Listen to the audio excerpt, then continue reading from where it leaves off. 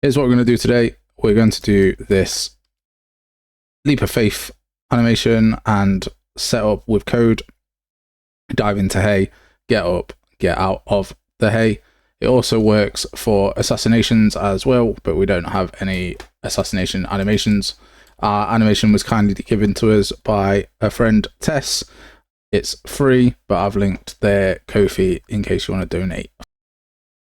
As usual, any problems or errors will be answered in the FAQ in the description, so don't hesitate to ask, and if there is something wrong, we'll update an FAQ for other people to help. I also have a Discord, so join that and ask any questions you want or ask for any advice, and feel free. So thank you very much, Tess, for the animation. It's absolutely fantastic. You can find other animations on Fab, but the ones that I found were about 9 or 10 quid, so it's great to get one for free just for this specific use case. It was a fun tutorial to make, and thank you very much for watching. Have a wonderful weekend, and I hope you are well. So we're just going to make a blank third person project, and we're going to call this Leap of Faith. I'm using 5.4, but you can use 5.5 or 5.6, both will work. Now we're in the new map, we need to do a couple of bits. The first thing that we need to do is go over to settings and go to plugins. If it's not on the right hand side, then go to edit and go to plugins, and we're going to need to turn on the motion warping plugin. So take that, click the S and restart. Now what motion warping does is, say you started here in your animation and then we did a little animation and ended up here, that's just the normal via root motion. But what motion warping does is we start here, we go over here, and then we warp to the spot that we want. So it moves our character during its animation further, given the distance that we want. So we set where it wants to go, and it sort of merges it all together and ends up really nice. So it's just a good way of getting your animations to go where you want without having to do any complicated code. So we'll figure it out and we'll go from there. So now we've got motion warping enabled. We're going to go and right click and make a blueprint class. This will be our actor. This will be BP hay, and then we'll open that up, and for the time being we're going to add a static mesh, and this will be our hay, and then we're going to add 2 scene components. So the first scene component will be our warp location, and the second one will be our exit location. So we're going to select hay and make this a cube so that we can see what we're working with. And then we're going to get our warp location and just move that just a bit higher than the cube. So this is where we're aiming for in our animation. And then our exit location, we're just going to make so that it's outside of the boundary. Compile and save that. And then for the time being, let's change our collision to no collision.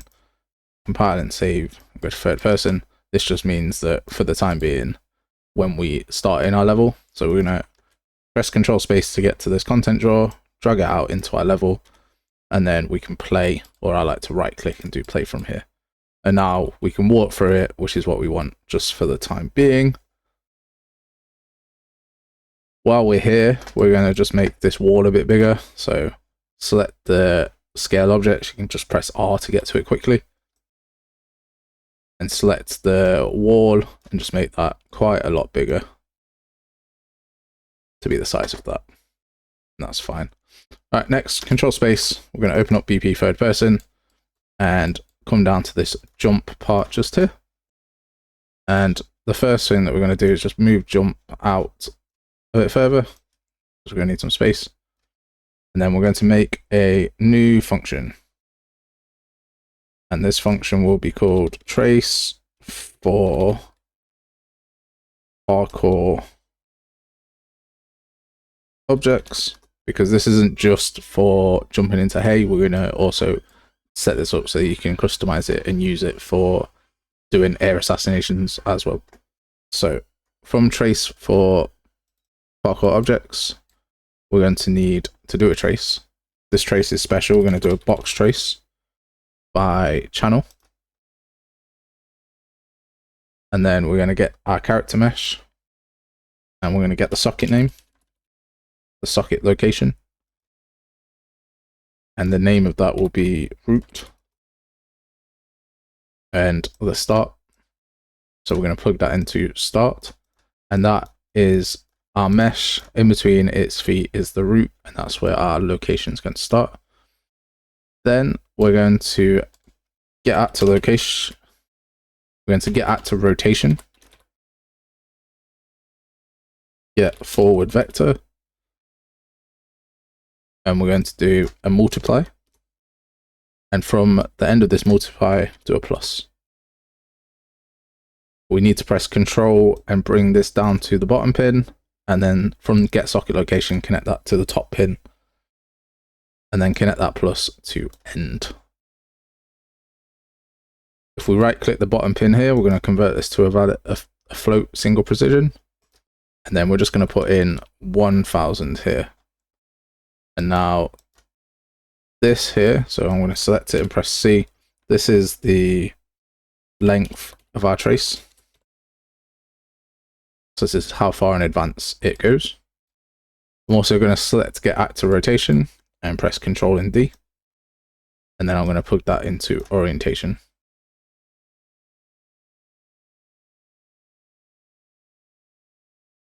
Like so. Half size. Because I don't want to calculate a cone, like a radius cone for where I can see and how far, I'm going to put this at 100. And then the Z I want to be like quite large, and I'll show you what that means. So we're going to change that to draw debug for duration. And then from return value, I want to get branch because I want to make sure I hit something. And then from out hit, I'm going to break the hit result, which is just a long list of all of the relevant variables that we've hit. So this would just return a bunch of information about where we hit, how we hit, and who we hit, sort of thing. We're going to get distance, and we're going to make sure that the distance between us and what we hit is greater than 100. So I don't want to jump to something that's quite close in front of me. And then we're going to get a branch. And then I'm going to make a return node. And I'm going to add in here a boolean to say that we are parkouring. And I'm going to connect false to both of those.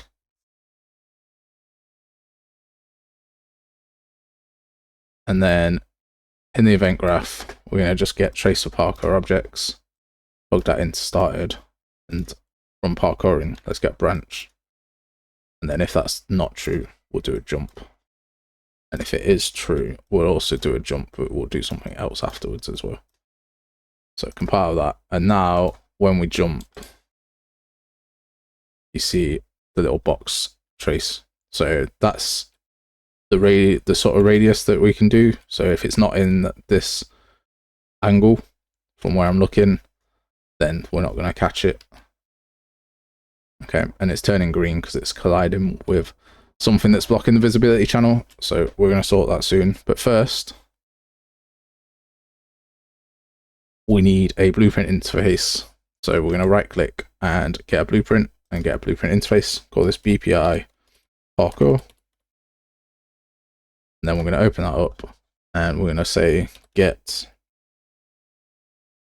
parkour details.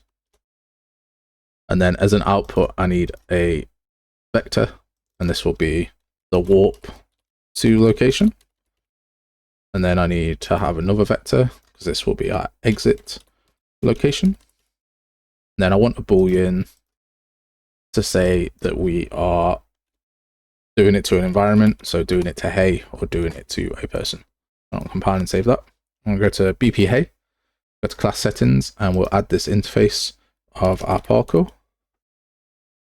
And then I can double click on the interface section that's appeared on the left, double click get parkour details, click that this is an environment in our boolean, and then we can get the warp location from the top left, the exit location from the top left, and we can get world details, world location, plug that into warp location, press Ctrl D to duplicate it, plug exit location into the target, and turn value into exit location of the return node. Right, So now in BP third person, inside trace of parkour objects, I can get hit actor and I can call the parkour message. So get parkour details.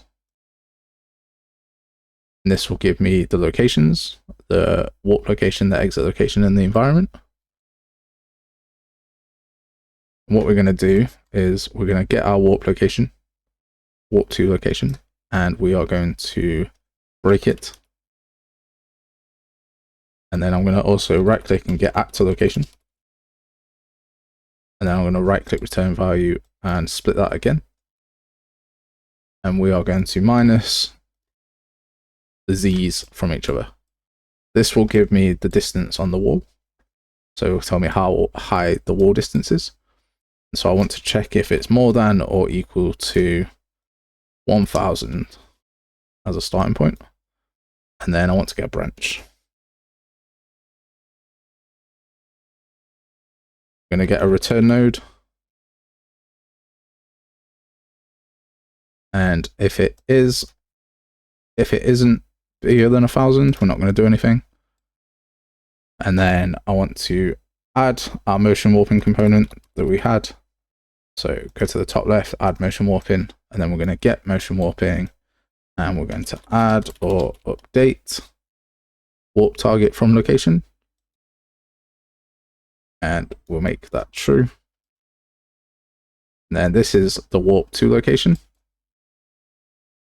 And I'm going to call this warp target name leap. It's important to remember these for later.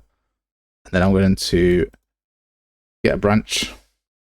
And we're going to check if this is an environment. And if it is an environment, we're going to get motion warping again. And do add or update target from location. I want to pass in the exit location. And then this will be exit as the warp target name. And again, we need to remember these warp target names. And then from false, we're going to get a return node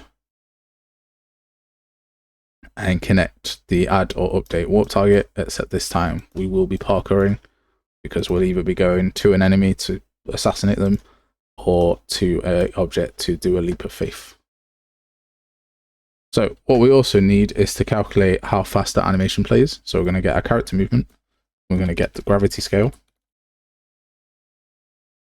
And we are going to multiply that by 875, which is 1.75 times 875 gives us our total gravity.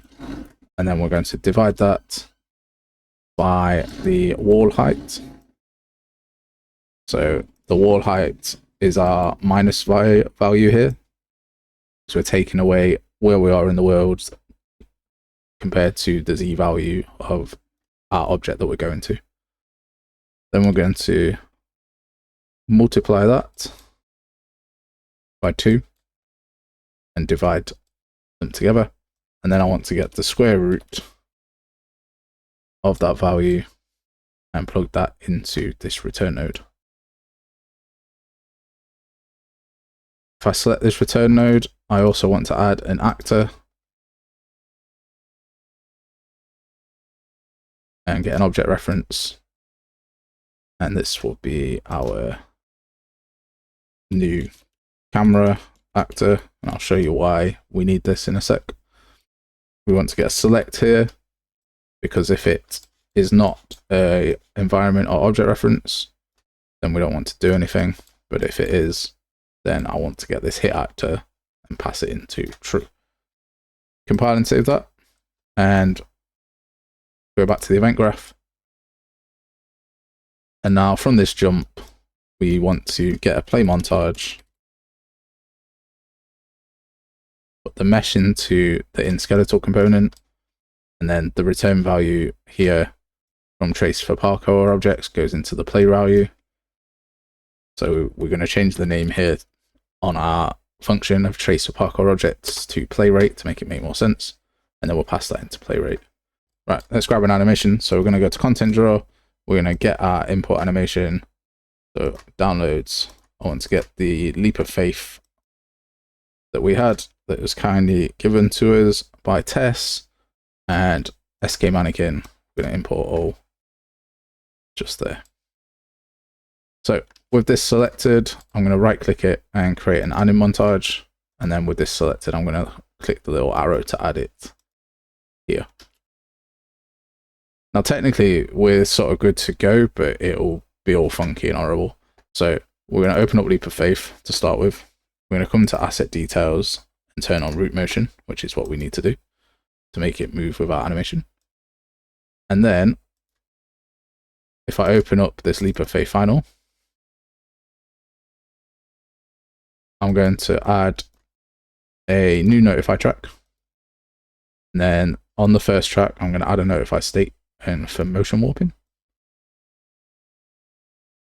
And on the top right here, I'm going to come down to root motion notifier, and the warp name I'm going to call leap.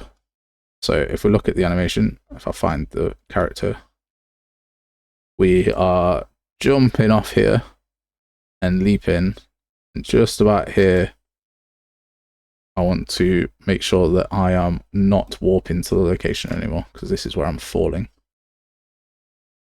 Okay, so we're going to warp the translation. So we're going to warp the location. We are going to ignore the Z, so we're going to disconnect that, because we don't need to know about the Z value because we're falling.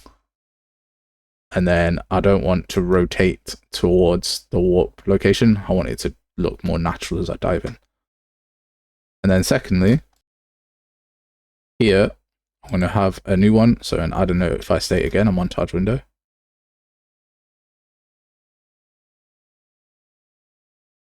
So right click, add notify state, motion warping again.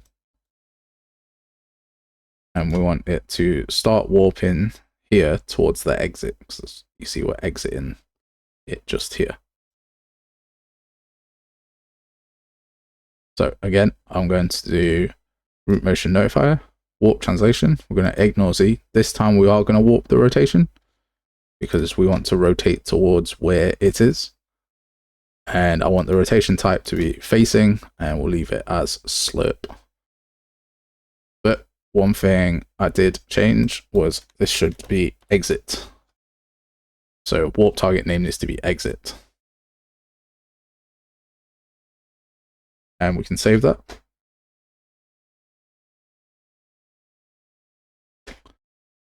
Now to make this work properly, we're going to go into edit, and we're going to go into our project settings, and we're going to go to collision. And we're going to add a new trace channel for parkour. And as default, that's going to be ignore. And then we're going to accept that. And then we're also going to add a new preset. So a new preset, and this will be our parkour preset.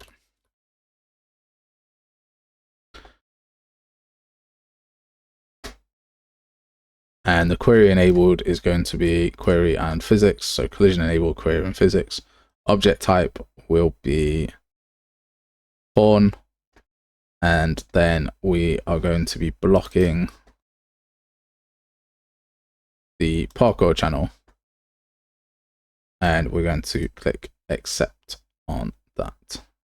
So now back in BP Hey, we can select our Hey here, come down to our no collision settings that we've got here, and we've got our parkour preset. So we can set that. And then back inside our trace for parkour, our function, where we're doing this box trace by channel, this trace channel can now be parkour. And now when I press jump, it only does it for this object. Now currently we are not stood on a wall and less than 100 in front of it. So let's go up to this wall and hope that I've extended this high enough. I have. And now we have our object and we are getting out of it, and that is fine. But as you saw, our camera is not following. So BP third person camera, we're going to take the camera boon, shove it under mesh, and then camera boon, we're going to parent that to spine 1 and reset all of those values there. So now when we play, it's still there. And we're being blocked here, so that's fine. So we can't just be inside it anymore. And then when I jump from here, so if I press space and I'm facing it, I jump into it, but I don't go inside it because it's blocking, which makes it look really bad. So what we can do is, back in BP third person, in the event graph,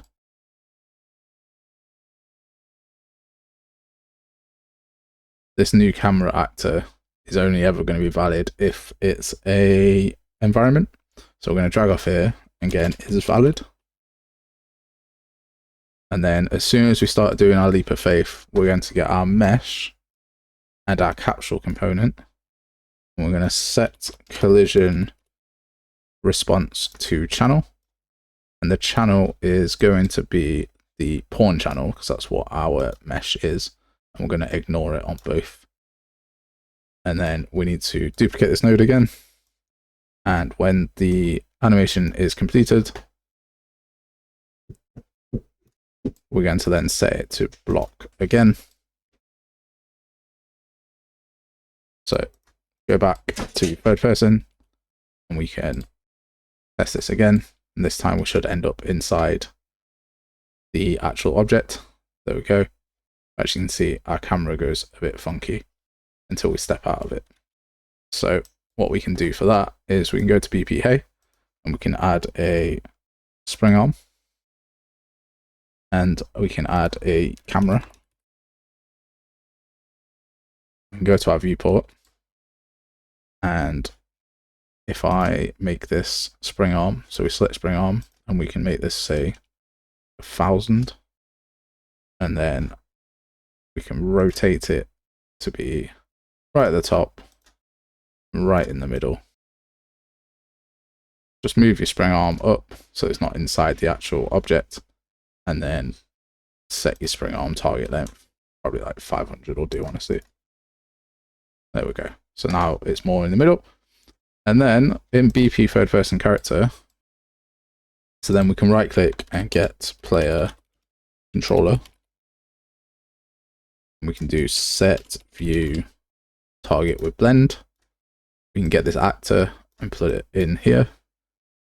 And I want the blend time to be about 1 second. So that's how quick it goes over. And I want it to be ease in. And then we can do it on notify begin.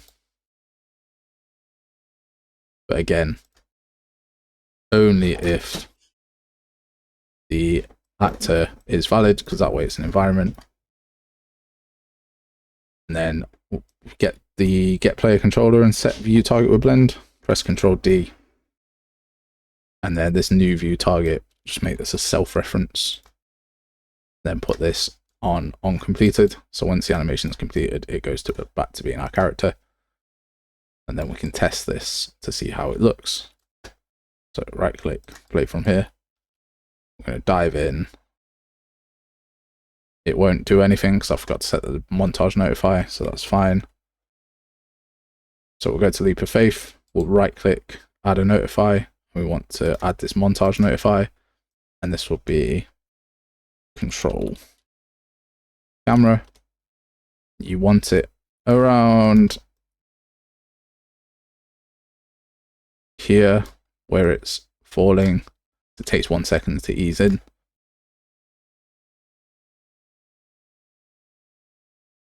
There we go. Beautiful. So then we can go to Fab and we can get a hay. There's not actually much hay, honestly. So we'll go in 3 and like this is the only real hay here. So we'll get small garden hay and we'll add to the project.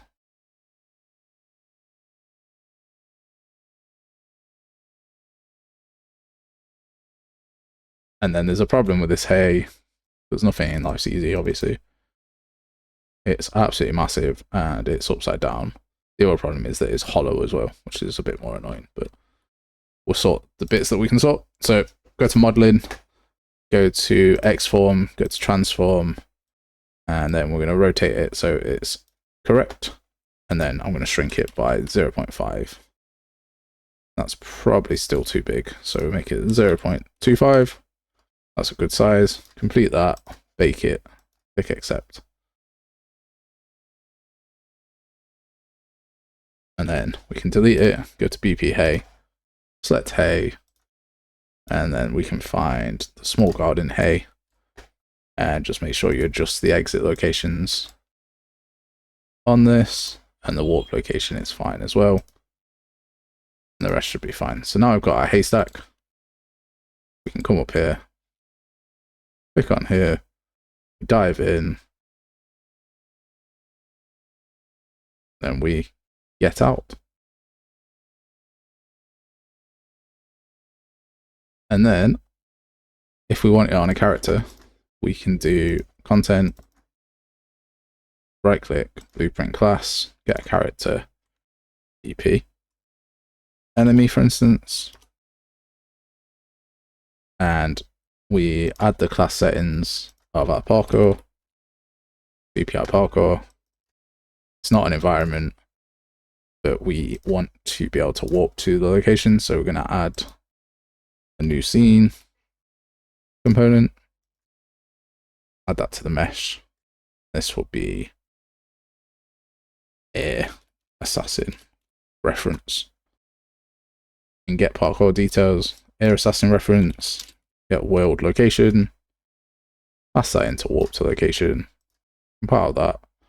Probably want to put a mannequin in here, so go to BP enemy, go to Manny, and then we'll add an ABP Manny as well. And we'll just move him down because he's a little bit big. Compile that, go to mesh again, and then we just need to make sure that we are blocking the parkour channel, which we're not. So we could go to custom and just block that parkour channel. So that's what we're tracing for. And then if you bring him out into the world, start on your podium. And here we are tracing to him. Like so. Now you'd obviously have a much better animation than I have got. So when you do your animations, you can just do a select here, like we have done. We can see if this is valid. Put this in here, and if it is valid, then we get a leap of faith. And if it isn't valid, then you do some sort of air assassination montage all instead. So we compile and save that.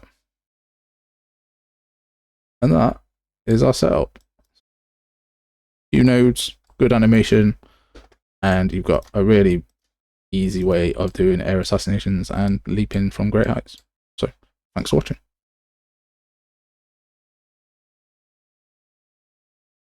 You come to BP Hey and select spring arm and change the probe channel to pawn, then we'll avoid any weird camera snapping issues because we ignore the pawn channel, and then we'll just get that nice little crisp get in and get out ready to go.